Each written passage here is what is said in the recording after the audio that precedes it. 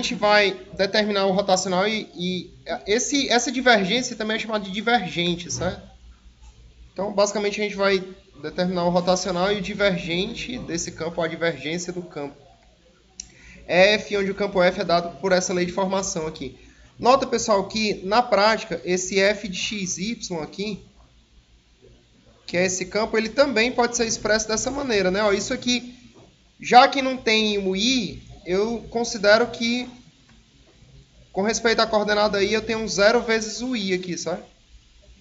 Opa. Eu tenho um 0 vezes o i porque a coordenada i não foi dada. Todo mundo entendendo aí?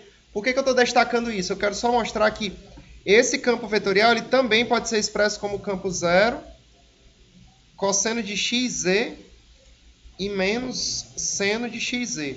Todo mundo entendendo aí? Ou xy, tá bom. Obrigado. Certo, pessoal? Todo mundo entendendo? De boa. Aí é o seguinte, olha.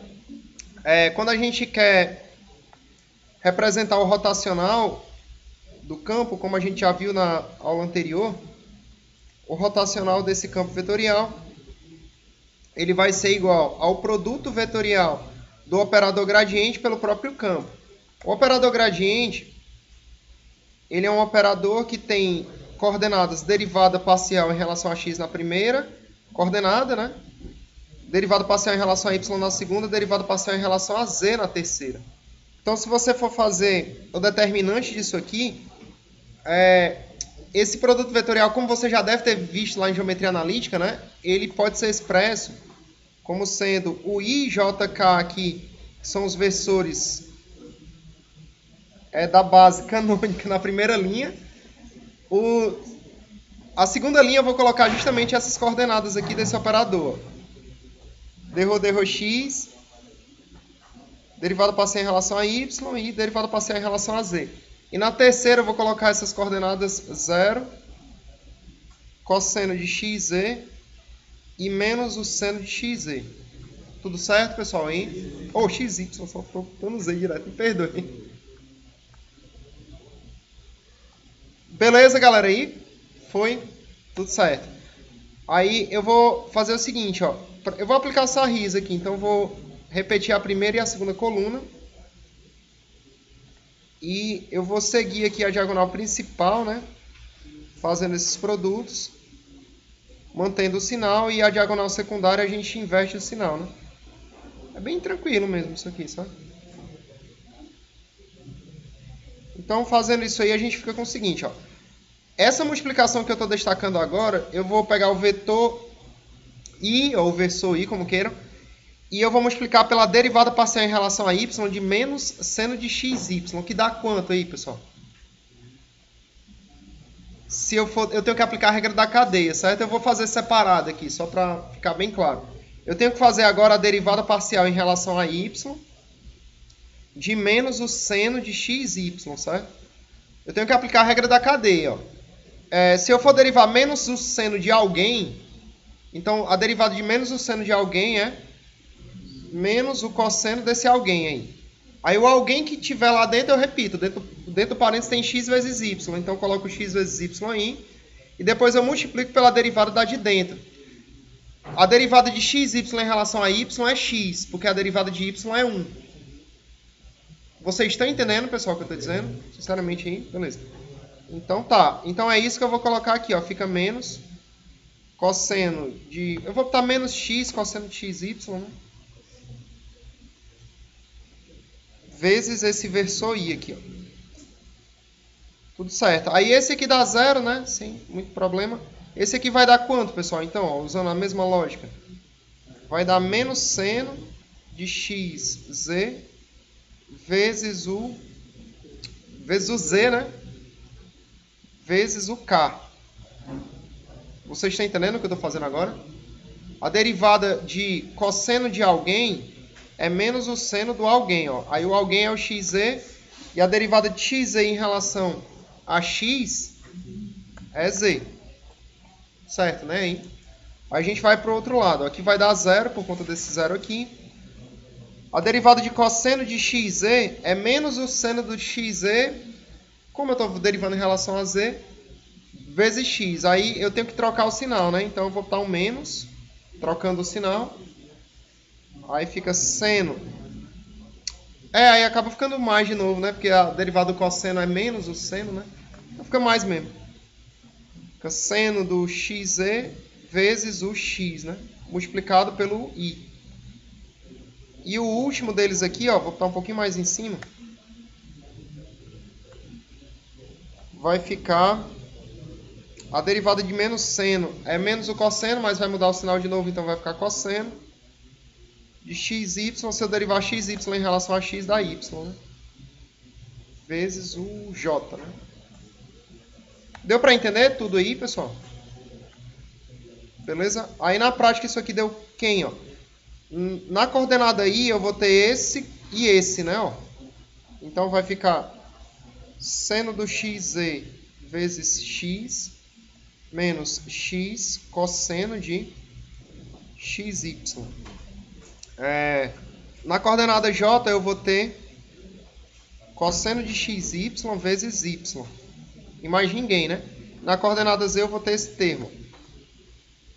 Menos seno de xz vezes z.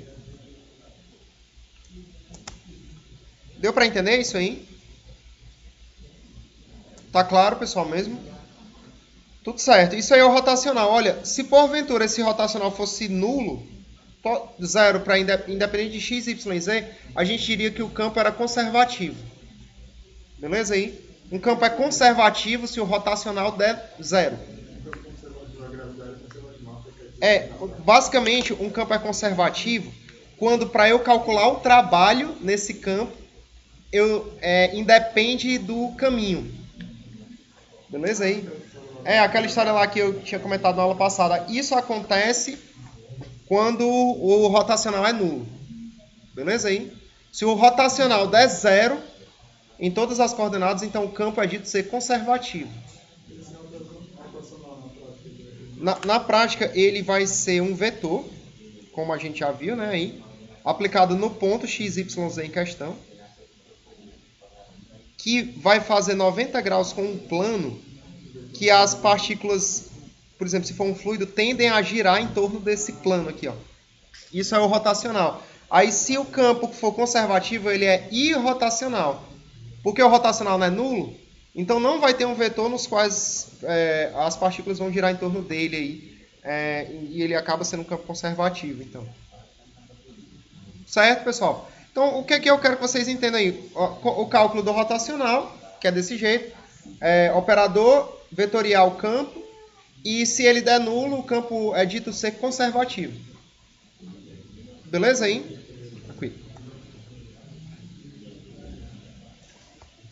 Vamos lá, agora vamos para o divergente. Olha, o divergente ele parece um pouco aí com o rotacional, a diferença é que, ou então vai ser totalmente diferente por conta do produto escalar, certo? Mas o que eu quero dizer é que também vai envolver o operador, gradiente e o campo. Só que ao invés de você considerar o produto vetorial, ele vai ser o produto escalar. Beleza? Enfim, o que eu quero dizer é que o divergente aqui de um campo, ele vai ser exatamente igual ao operador gradiente escalar, certo? Isso aqui é o produto escalar, campo. Então, na prática, ele vai ser o operador gradiente, que é derivado parcial em relação a x na primeira, derivado parcial em relação a y na segunda, derivado parcial em relação a z na terceira, escalar, campo, né? Aí o campo é quem, pessoal, aqui? É esse, né, ó. Todo mundo entendendo aí?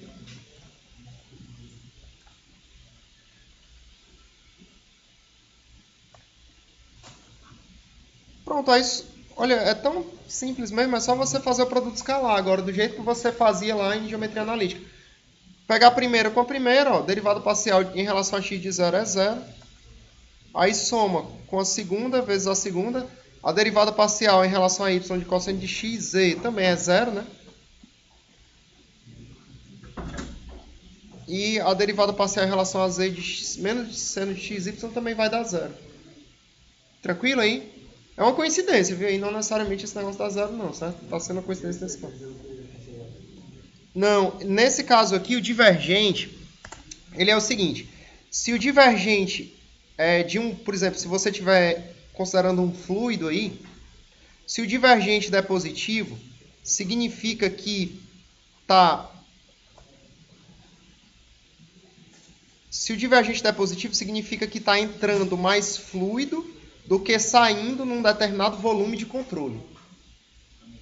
Beleza? Por exemplo, se aqui se eu tenho um campo sendo aplicado num fluido e eu considero um volume de controle arbitrário aqui, aí nesse volume de controle, se eu calculo o divergente nesses pontos e nesse cálculo o divergente dá positivo, então nesse volume de controle está entrando mais fluido do que saindo.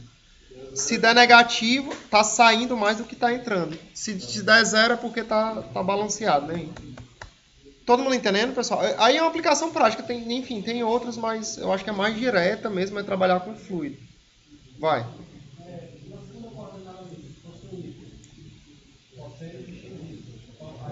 Aí sim seria cosseno de xy.